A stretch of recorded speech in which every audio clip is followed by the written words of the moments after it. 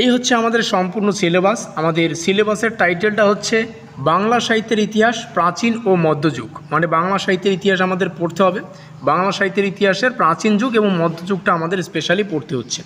আমাদের এই সিলেবাসের টাইটেলটাকে স্পেশালি বিভিন্ন ছোট ছোট খণ্ডে বিভক্ত করে আমাদের সম্পূর্ণ যেই পাঠ্যসূচি, এই পাঠ্যসূচিটাকে ডিজাইন করা হয়েছে। আমরা সম্পূর্ণ সিলেবাস বিস্তারিত আলোচনা করব, সঙ্গে এই সিলেবাসের অন্তর্গত এমন কিছু গুরুত্বপূর্ণ টপিক আছে যেখান থেকে পরীক্ষায় প্রশ্ন আসবেই।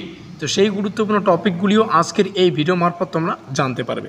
তো যাই হোক, শুরু করছি আমাদের আজকের এই স্পেশাল ভিডিওটি। আবারও বলছি, আমাদের সিলেবাসের টাইটেল হচ্ছে বাংলা সাহিত্যের ইতিহাস প্রাচীন ও মধ্যযুগ। তার আগে একটু জেনে নাও, আমরা এই সিলেবাসের উপর ভিত্তি করে, এখানে পাঠ্যসূচিটা দেখতে পাচ্ছ, এই সিলেবাসের উপর ভিত্তি করে 100% কমনযোগ্য প্রশ্ন এবং উত্তরগুলিকে, যেমনটা বললাম, এই সিলেবাসের উপর ভিত্তি করে 100% কমনযোগ্য প্রশ্ন সেই সঙ্গে উত্তরগুলিকে আমরা আমাদের পেইড নোটসের আওতায় করেছি।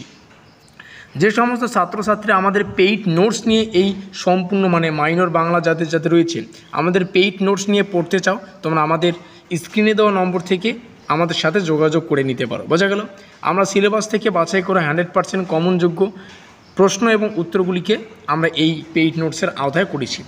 এমন কিছু আজব ছাত্রছাত্রী আছে যারা এখন কমেন্টে কমেন্ট করবে, এত 100% করছেন, পরীক্ষার প্রশ্নপত্রটি কি আপনি তৈরি করবেন? তাদের উদ্দেশ্যে জানিয়ে রাখি, আমরা শুধুমাত্র যে প্রথম সেমিস্টারের পেইড নোটস প্রোভাইডেড করি বা এই বছর করছি এমনটা না, আমরা কোচবিহার পঞ্চানন বর্মা ইউনিভার্সিটির প্রতিটা সেমিস্টারের জন্য কিন্তু পেইড নোটসের ব্যবস্থা করেছিলাম, করছি এবং আগেও করব। আর আমাদের পেইড নোটস থেকে কিন্তু এর আগেও ছাত্রছাত্রীরা সাফল্য লাভ করেছে। তোমরা চাইলে আমাদের চ্যানেলে প্রবেশ করে প্রত্যেকটা ভিডিও সেরকমভাবে দেখে নিতে পারো। তো স্ক্রিনে দেওয়া নম্বর থেকে আমাদের সাথে যোগাযোগ করতে পারো।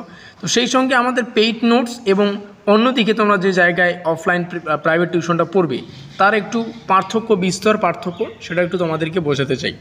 দেখো, আমাদের পেইড নোটসের ক্রয় মূল্য অতি সামান্য।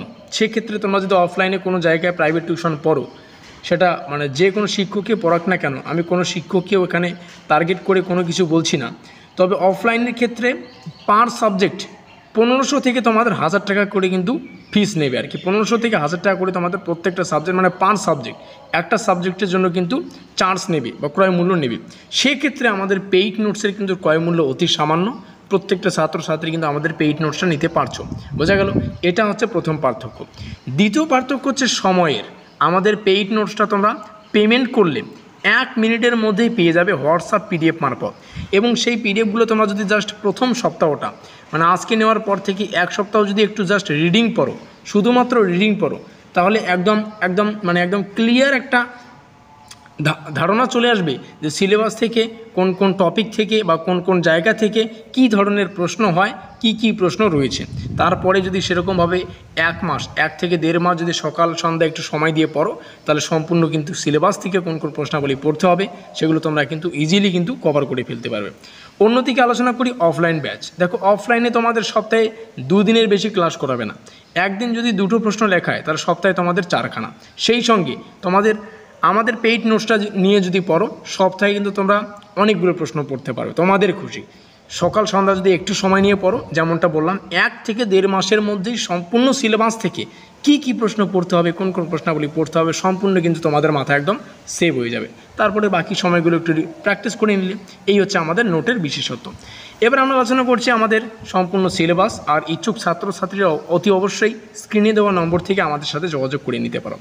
সিলেবাসের অন্তর্গত যুগ বিভাগ, এটা হচ্ছে আমাদের পড়তে হচ্ছে প্রথম টপিক। দ্বিতীয় টপিক হচ্ছে প্রাচীন ও মধ্য বাংলার ঐতিহাসিক, সামাজিক ও সাংস্কৃতিক পরিচয়। তৃতীয় হচ্ছে সাধারণ পরিচয়। এই সাধারণ পরিচয় থেকে অনেকগুলো পাঠ আমাদের পড়তে হচ্ছে। এখানে সাধারণ পরিচয় হিসেবে পড়তে হবে চর্যাপদ, শ্রীকৃষ্ণ কীর্তন, অনুবাদ সাহিত্য, বৈষ্ণব পদাবলী, শান্ত পদাবলী।